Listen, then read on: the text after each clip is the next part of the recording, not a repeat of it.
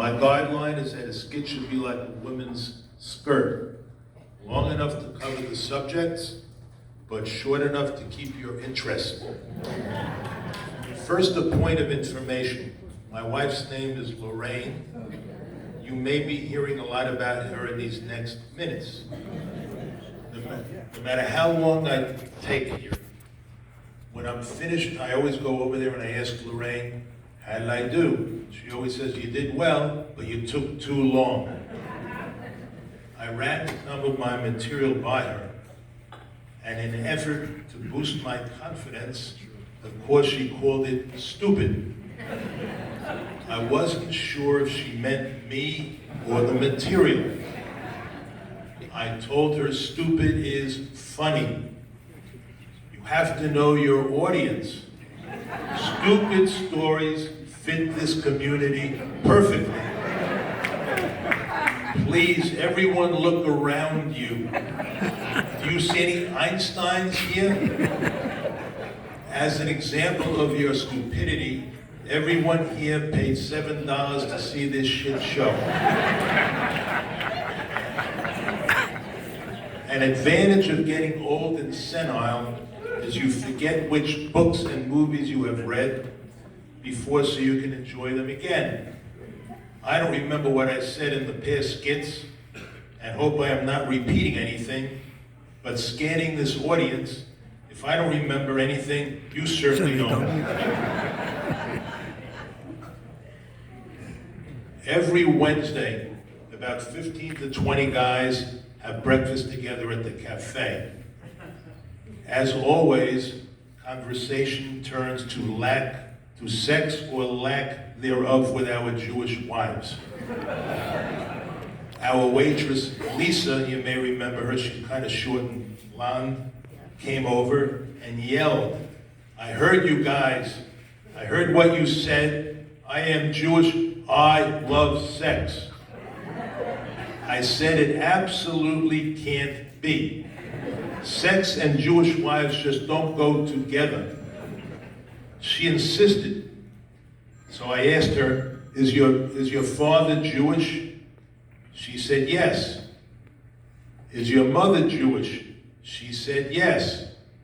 I said, this just can't be. Is there anything else I need to know? There must be something I am missing. She finally turned around and replied, I was adopted. It's a true story. But the truest of the stories anyway. This next story is very important to me.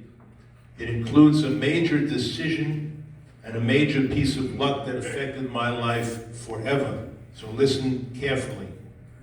Lorraine's sister Florence called me 1 week before Lorraine and I were to be married. She asked if I could come over to help her with her advanced math homework. If I could dope, I went.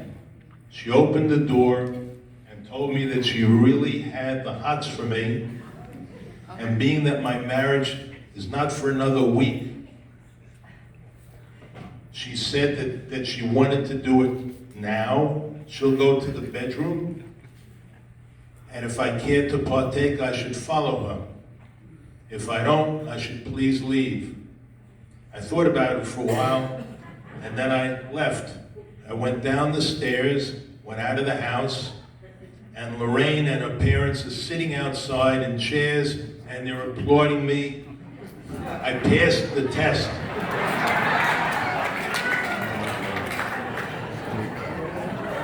I often wonder how different my life would have been had I not left my condoms in my car.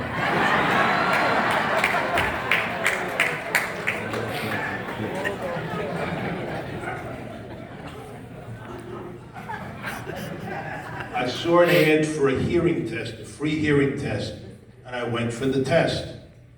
I noticed there were 8 women and me in the outer office waiting. I went up to the front desk and asked, where are the other men? She answered that married men just don't want to be able to hear. I thought about this for a while and thought that in my case, loss of hearing could be a blessing. Then I left without taking the test.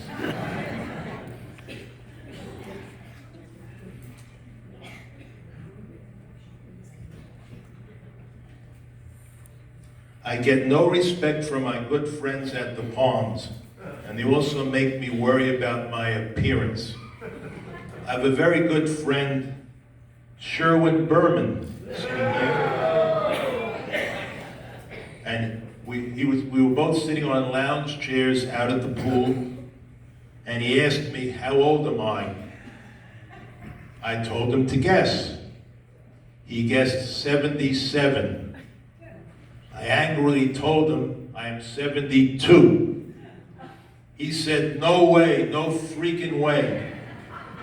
So I told him it is always polite to guess on the low side when you're guessing a person's age. So Sherwin said, that's what I did.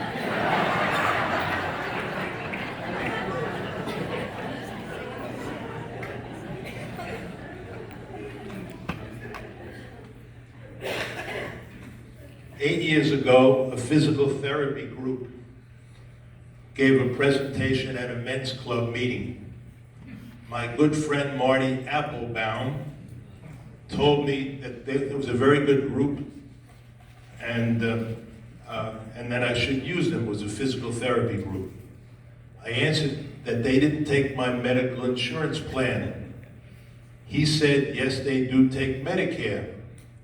I told him that I wasn't Medicare eligible.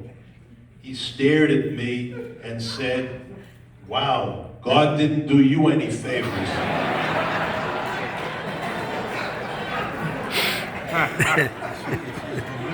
Yeah.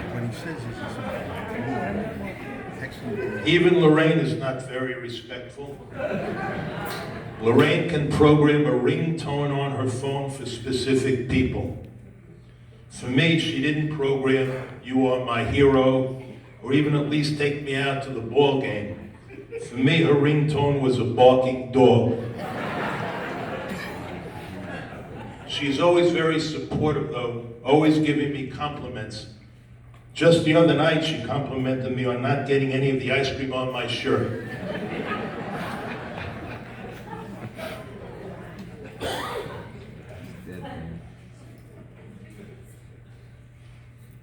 One night, Lorraine served me eggplant parmesan. I took my first forkful and complained that it tasted awful. Lorraine told me she served me one 2 weeks ago, the same kind, and I also didn't like it then. So I asked her why the hell she's serving it to me again. She told me she bought it at Publix, and it was on a buy one, get one free.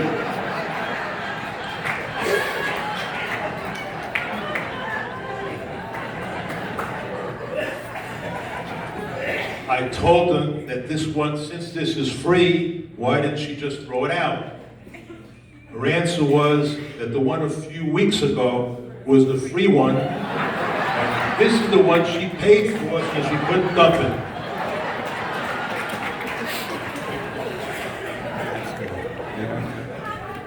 Whenever Lorraine isn't sure if food is good or spoiled, she has me taste it first.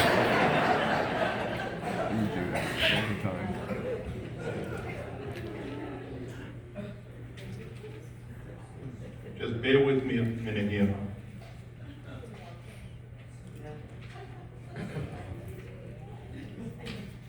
Have you noticed that sometimes it's difficult to find a plot in a cemetery? Each cemetery should be equipped with a GPS. I tried it once. The voice comes on. Who do you want to visit? I said, Schwartz. There are 25 Schwartzes here. Be more specific. I said, Richard Schwartz. There are 4 Richard Schwartzes. Be more specific. So I gave the birth date. The GPS said, carefully follow these directions. Go straight ahead and make the second left when you get to Shapiro. Go around the curve and make a left at Lipschitz, and then a quick right by Goldstein. Go 0.3 miles and make a left by Cone, then another 0.2 miles and make a left by Horowitz. The plot you were looking for is 0.2 miles up on the right. I said, I'm lost.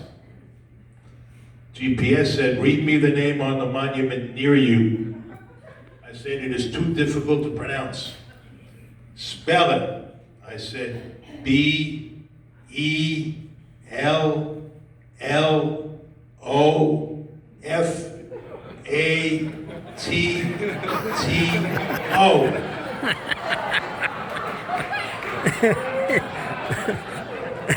GPS said, that is Bellafato. Schmuck, you went too far, you're in the wrong cemetery. Not only that, but he is still alive. However, since he just became a board member in a community called Valencia Palms, he will have a lot of agita and will be arriving here soon.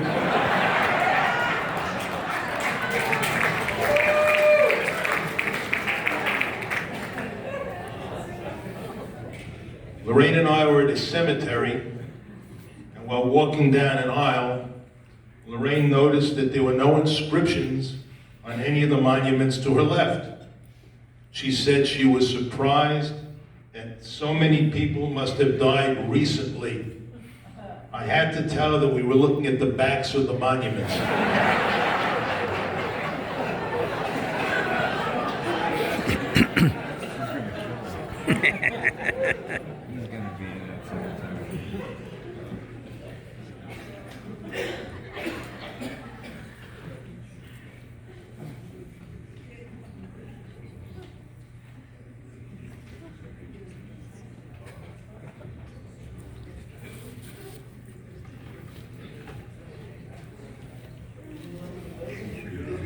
Lost my place. Okay.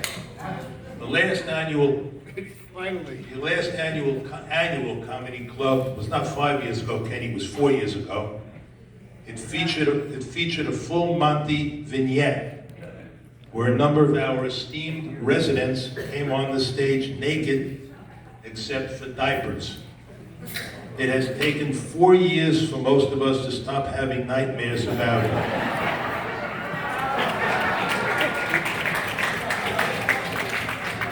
I should have warned you first that what you're going to see is so grotesque, you might have wanted to hide your eyes.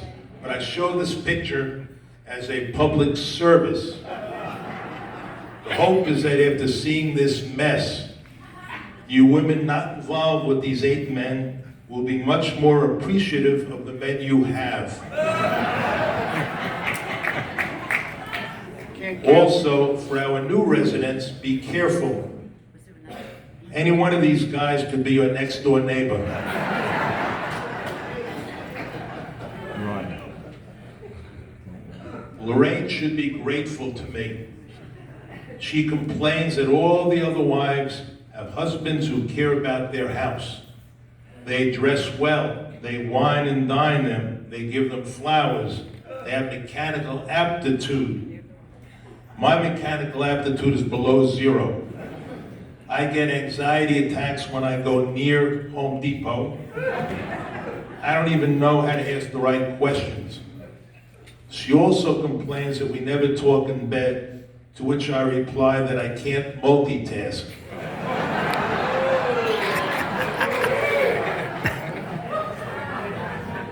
Despite all this, I just tell Lorraine she has something that almost none of the other wives here have.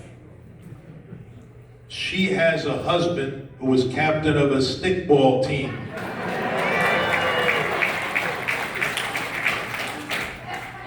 I also tell her that because I care for her, I set the bar so low that if I predecease her, she should have no problem finding a replacement.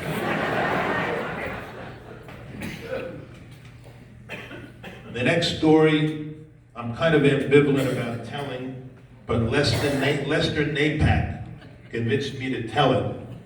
If you laugh, it is my story. If it is not, blame Lester. And if it's not, instead of his being a friend of mine, he will move to acquaintance status. I made the mistake of telling Lorraine that my life insurance terminates February 15th. She wanted me to renew it. I said we didn't need it anymore.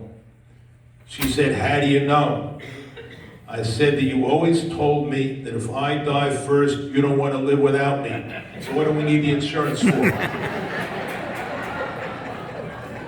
So now though, until February 15th, any food she gives me, I will make her taste it first.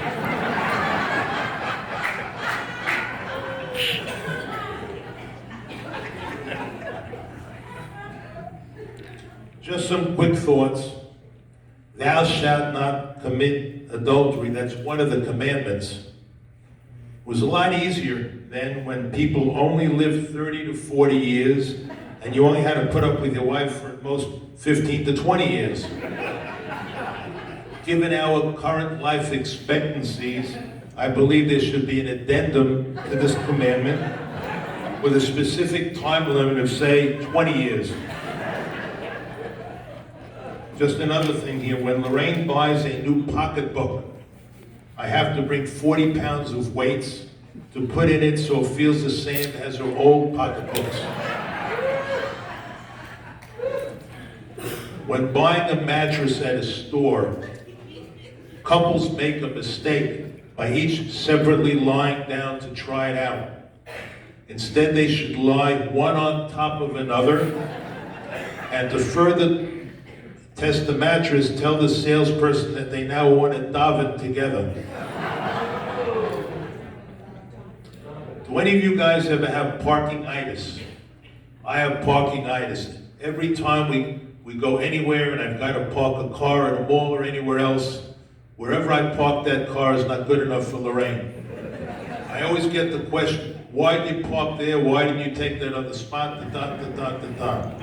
And I'm just asking, I'm hoping that you guys don't have the same problem I have. Lastly, we were at home watching a foreign movie with subtitles. Lorraine asked me to please turn up the volume. Sorry, my phone's ringing. Oh, Lorraine? Okay, I'm coming off now. Thank you.